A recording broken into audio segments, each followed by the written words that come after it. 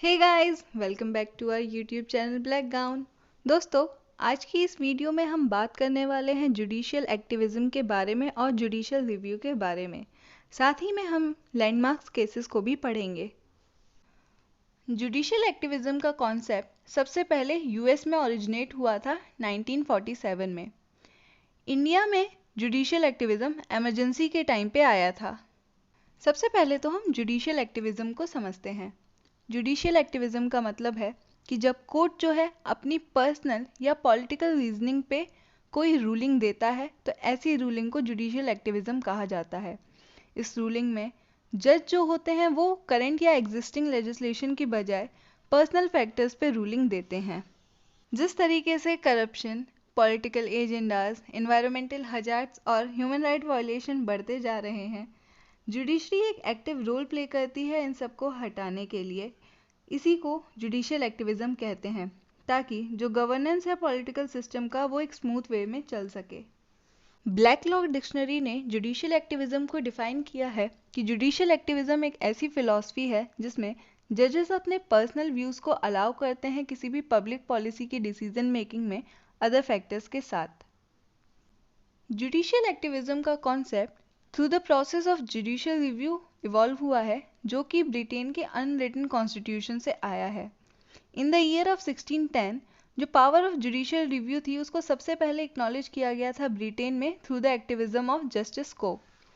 Chief justice Coke ने कहा था कि अगर पार्लियामेंट कोई ऐसा लॉ बनाती है जो जो प्रिंसिपल ऑफ कॉमन लॉ को ब्रीच करता है और जो रीजन है उसको ब्रीच करता है, तो जुडिशरी के पास पावर है कि वो उसको रिव्यू कर सकती है और उसको वॉइड डिक्लेयर कर सकती है। अब हम जुडिशियल रिव्यू को भी समझ लेते हैं। जुडिशियल रिव्यू एक ऐसी डॉक्ट्रीन है जिसमें जुडिशरी जो है लेजिस्लेटिव और एग्जीक्यूटिव एक्शंस को रिव्यू कर सकती है। जुडिशरी के पास पावर है कि अगर लेजिस्लेशन, एग्जीक्यूशन या एडमिनिस्ट्रेशन के एक्शन ऐसे हैं जो कि कॉन्स्टिट्यूशन के अगेंस्ट में हैं, उससे कन्फ्लिक्ट करते हैं, तो वो उनको वॉइड डिक्लेयर कर सकती है बाय रिव्यू।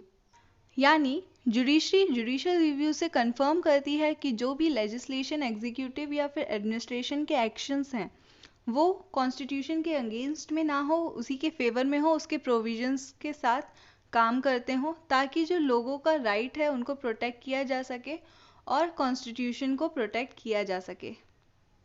जुडिशरी एक बहुत ही इम्पॉर्टेंट रोल प्ले करती है सिटीजन्स के राइट को प्रोटेक्ट करने के लिए, उनको अपहोल्ड करने के लिए।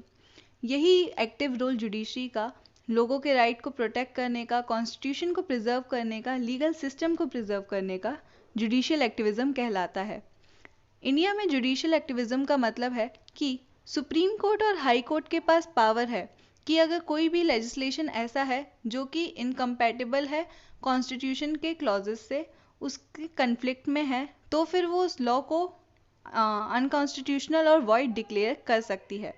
लेकिन ये पावर सिर्फ सुप्रीम कोर्ट और हाई कोर्ट के पास है, सब ऑर्डिनेट कोर्ट के पास ये पावर नहीं है।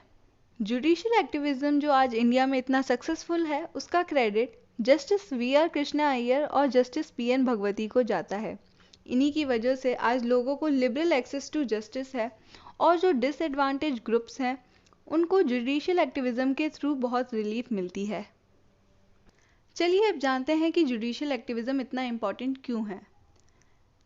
जुडिशियल एक्टिविज्म एक ऐसा इफेक्टिव टूल है जिसकी मदद से सिटीजन्स के जो राइट हैं उनको अपहोल्ड किया जा सकता है। अगर एग्जीक्यूटिव और लेजिस्लेशन अपना काम ढंग से ना करें, वो कॉन्स्टिट्यूशनल प्रिंसिपल को ढंग से इम्प्लीमेंट ना करें, तो जुडिशियल एक्टिविज्म की हेल्प से कॉन्स्टिट्यूशनल प्रिंसिपल्स को इम्प्लीमेंट किया जा सकता है। सिटीजन्स के लिए जुडिशरी जो है लास्ट होप होता है उनके राइट्स को प्रोटेक्ट करने के लिए। इंडियन जुडिशरी जो है वो कॉन्स्टिट्यूशन का गार्जियन है।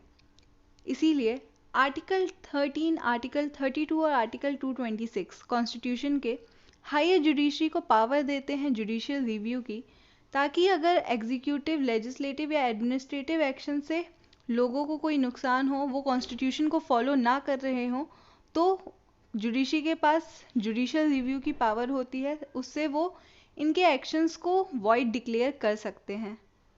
अब हम पढ़ते हैं जुडिशियल एक्टिविज्म से रिलेटेड कुछ लैंडमार्क केसेस को। सबसे पहला केस है केशवानंद भारती का।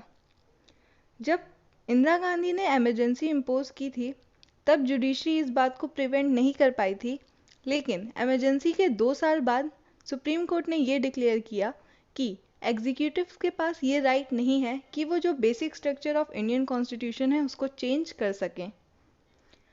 IC Golaknath versus state of Punjab के केस में सुप्रीम कोर्ट ने डिक्लेयर किया कि जो फंडामेंटल राइट्स पार्ट 3 में दिए गए हैं वो इम्यून है, लेजिस्लेटिव असेंबली के पास इतनी पावर नहीं है कि वो उसको अमेंड कर सके। हुस्नैरा खातून वर्सेस स्टेट ऑफ बिहार, जिसमें जो अंडर ट्रायल प्रिजनर्स थे उनके साथ जो इनह्यूमन और बार्बरिक ट्रीटमेंट हो रहा था, उस चीज़ के अगेंस्ट में एक एडवोकेट ने रिट पिटीशन फाइल की थी under article 21 of Indian constitution, जिसमें सुप्रीम कोर्ट ने ये पिटीशन एक्सेप्ट की और कहा कि जो राइट टू स्पीडी ट्रायल है ये एक फंडामेंटल राइट है और सभी जो अंडर ट्रायल प्रिजनर्स हैं उनको फ्री लीगल फैसिलिटीज़ प्रोवाइड की जानी चाहिए स्टेट की तरफ से, ताकि उन लोगों को जस्टिस मिल सके और उन्हें बेल मिल सके या फिर उन्हें फाइनली रिलीज़ किया जा सके। शीला बासे वर्सेस स्टेट ऑफ महाराष्ट्र के केस में एक जर्नलिस्ट ने सुप्रीम कोर्ट को लेटर लिखा था कि जो वुमेन प्रिजनर्स जेल में हैं उनके अगेंस्ट में कस्टोडियल वायलेंस हो रहा है।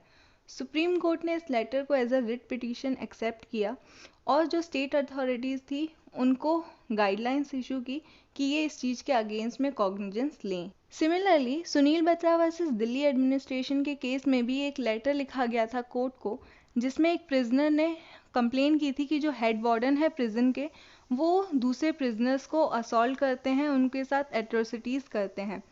कोर्ट ने इस लेटर को एक्सेप्ट किया था एज अ पिटिशन और कोर्ट ने कहा था कि कोई भी जो टेक्निकलिटीज़ हैं वो कोर्ट को स्टॉप नहीं कर सकती हैं लोगों की सिविल लिबर्टीज़ को प्रोटेक्ट करने से।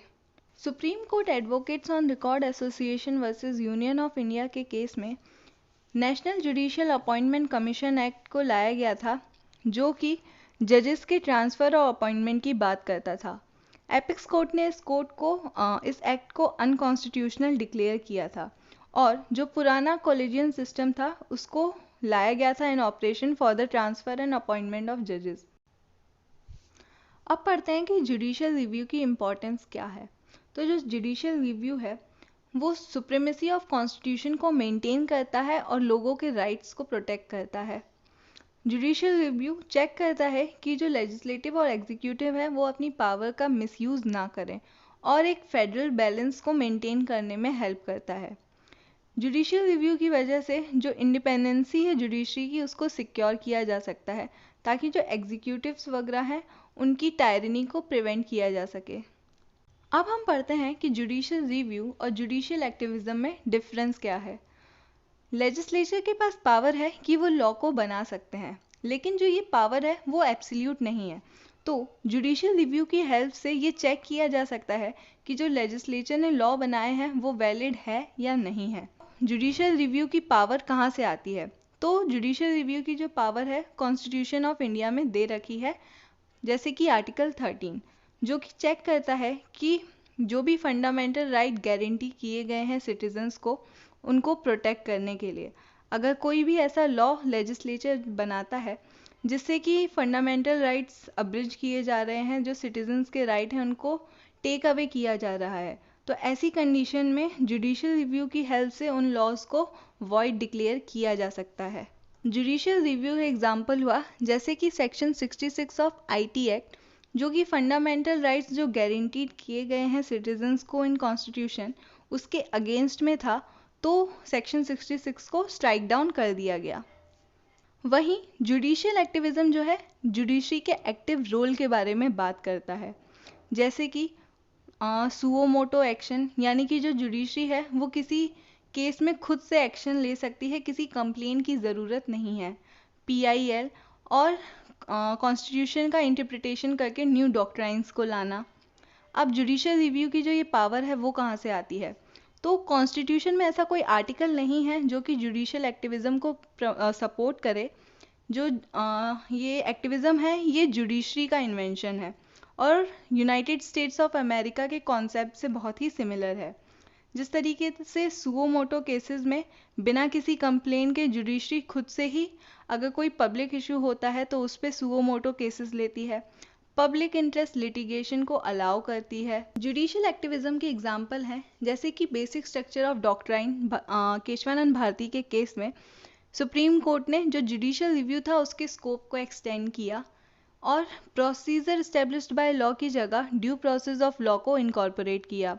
Collegium system, PIL, public places में स्मोकिंग को बैन करना, ये सारे जुडिशियल एक्टिविज्म के एग्जाम्पल हैं। तो दोस्तों आज की वीडियो में बस इतना ही। अगर आपको कोई डाउट वगैरह हो तो प्लीज़ कमेंट सेक्शन में पूछ लीजिए और अगर आपको हमारा वीडियो पसंद आया तो please like, share and subscribe. Thank you.